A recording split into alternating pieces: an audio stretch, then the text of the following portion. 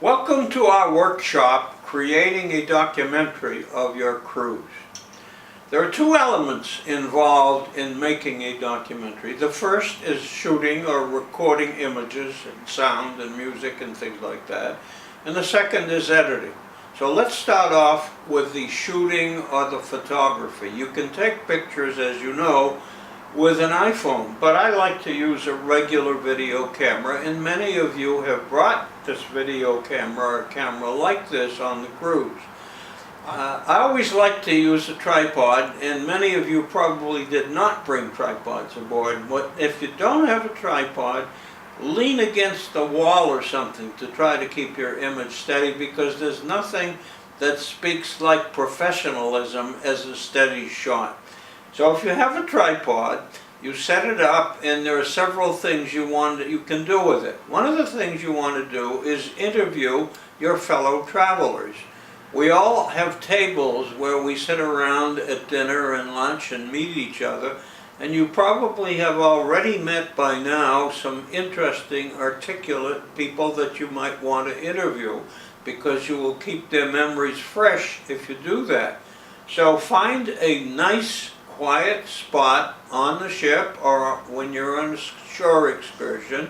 Set that person up with light not behind them. You don't want a silhouette. You want a person lit from the side or from behind you, and get a fairly close composure shot. You don't want to get so close that the face is grotesque, but you want some background so that you'll know where you are, and it'll remind you when you finish editing the film that you recorded that person, you know, in front of the wharf at the Hong Kong ferry or someplace that is recognizable.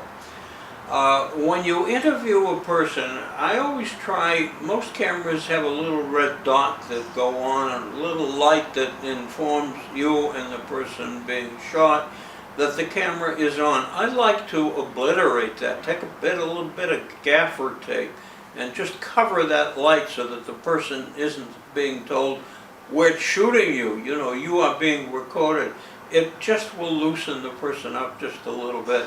I love to do interviews. They are fabulous in terms of the finished film. And later on, when we start editing, we're going to transfer our footage to a laptop, and I'll show you how to edit with Final Cut Pro.